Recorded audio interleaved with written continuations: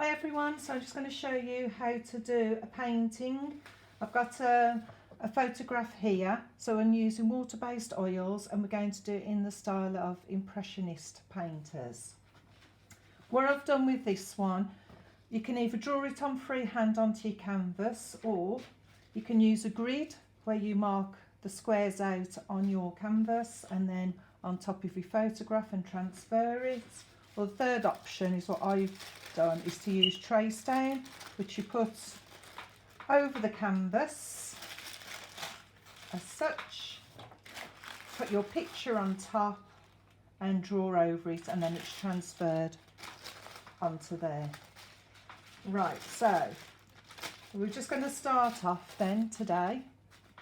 So this is a photograph I took of myself of a gardens in Cornwall, and I'm using ultramarine blue. I've got alizarin crimson,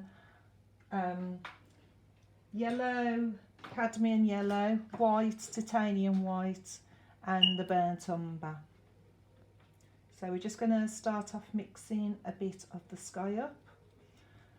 So I've got my blue.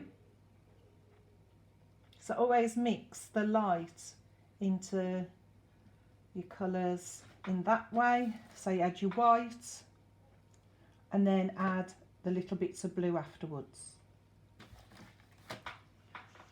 Okay, so I'm just going to start off the painting. So I'm not going to necessarily stay to the lines that I've drawn out.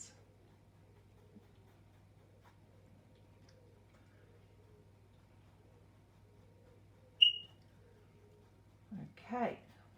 I'm going to keep it nice and loose as well to begin with, and I like to go around the sides of the canvas as well.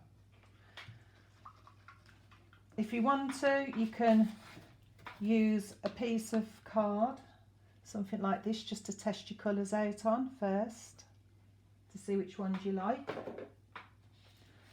Okay, I'm just going to use a large brush, which is a size 6. And pop some white in there. Still keeping it nice and loose. Now we want to avoid as much detail as possible when we're doing impressionist painting. So with my photograph, if I squint my eyes, I can see the lights and the dark colours, and that's what I'm going to aim for. So I'm going to mix up my yellow, your green, and then some of the darker green. So if you get your yellow and then add the blue to it, so mixing the dark into the light. Okay, if it starts to go a bit dry, you just need to add a bit more water on.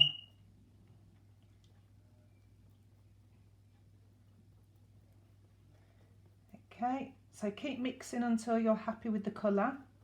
So if I add a bit more blue, I'm going to get a darker colour.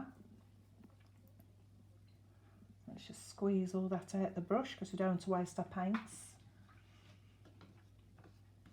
Then I'm going to go for the lighter colour. So cadmium yellow with a touch of blue in, which is the ultramarine.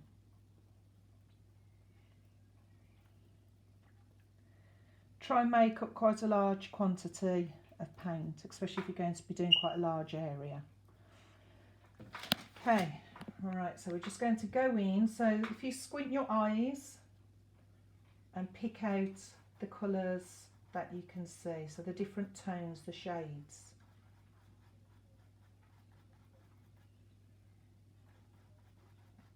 So wherever you can see those, just pop those on onto your painting.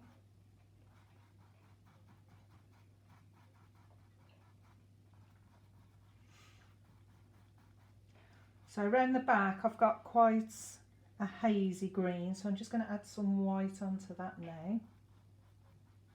And I've got my building in the background. So not worrying too much about the form of the trees at the moment.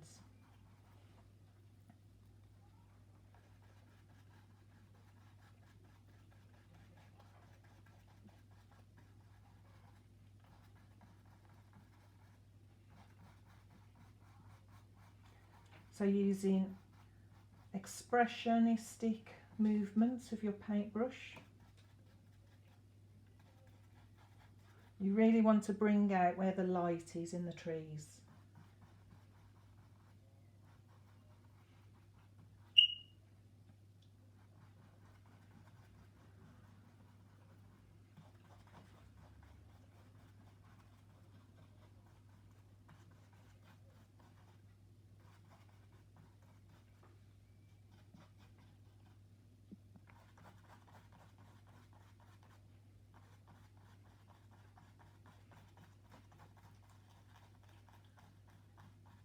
So remember, with your painting, always work underneath first, then on top.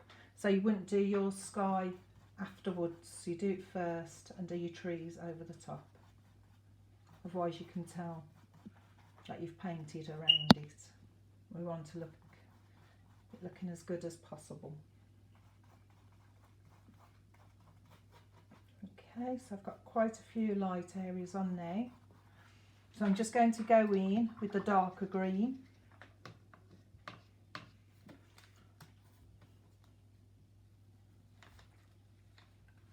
So these are going to be the shaded areas. I've also got some browns in there as well, which I can put in afterwards. Again, still with the large brush. So if you are quite a detailed painter, using a larger brush helps just to loosen up a bit more with your painting style.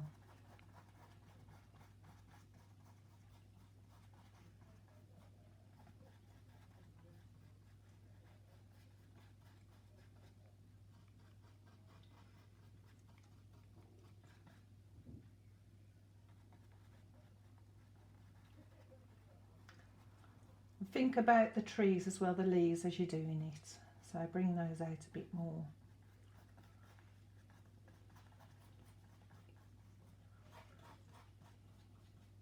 So this would be your first coat of colour.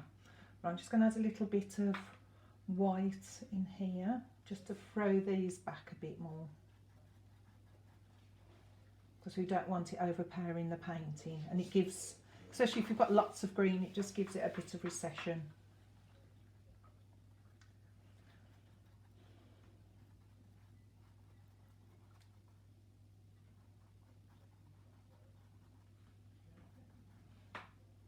Right, that bit there, I need to put some darker in. So if I just use a smaller brush.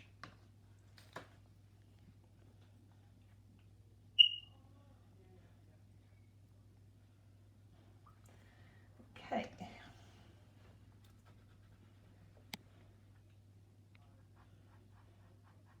I'm just going to go around that.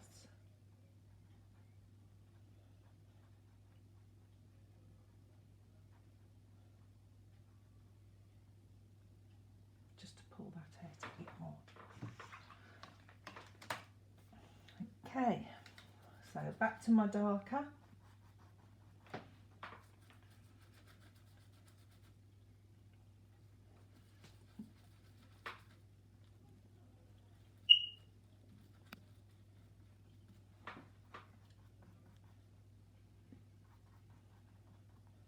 So it's quite dark over this side.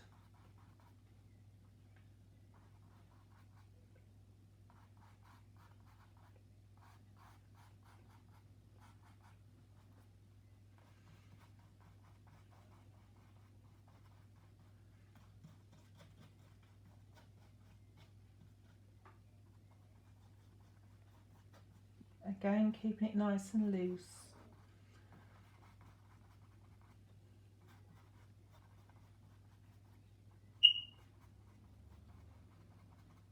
Right, there's quite a bit of yellow on that side, so I'm just going to get some yellow and blend that in.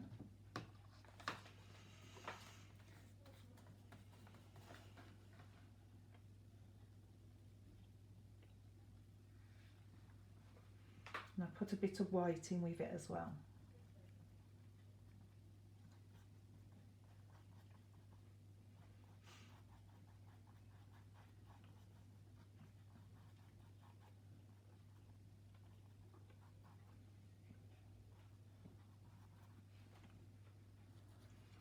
there's just a bit more around here.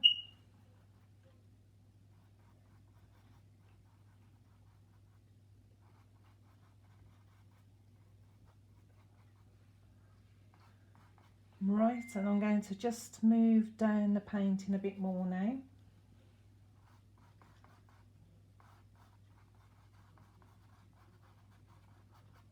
We've got a little bridge there.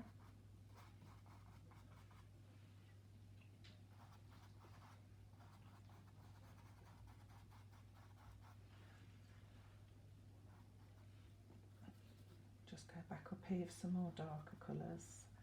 I think I'm going to actually add a bit of brown in there as well, because it's quite dark. And down the bottom we're going to have some water. So again, very loose. Imagine you're outdoors painting and you want to get it all down very quickly.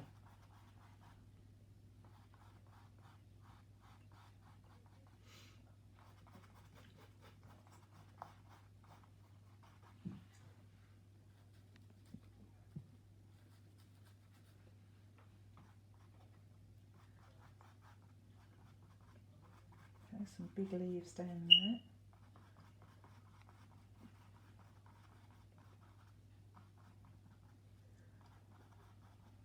Got some darker edges around here. So you can see how quickly you can build up your painting by using this style.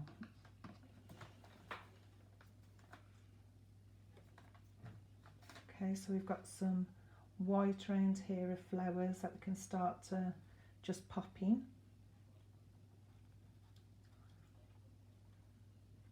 Just to give us an idea of where we're going.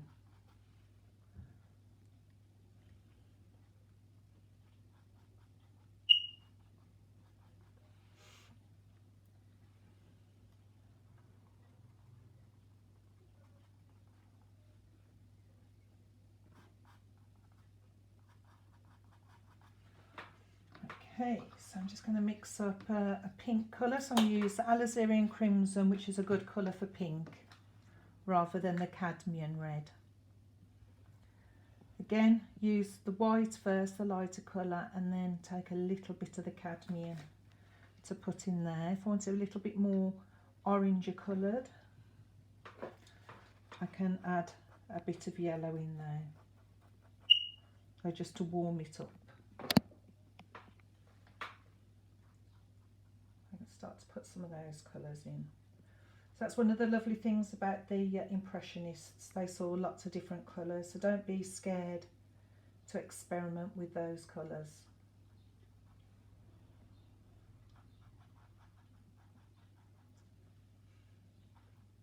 We've got some pink colours over there for some of the grasses.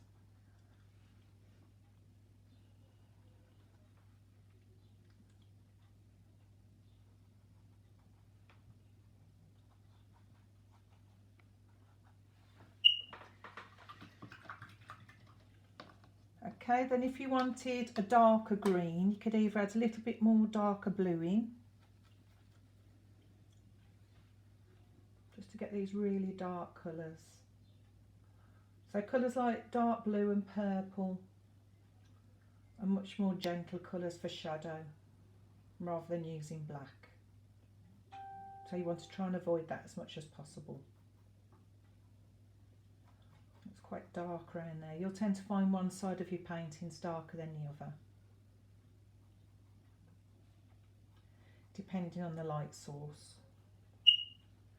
Alright, we've got some little darker bits around there as well, so I'm just going to, well, I've got the paint on my brush, add those on.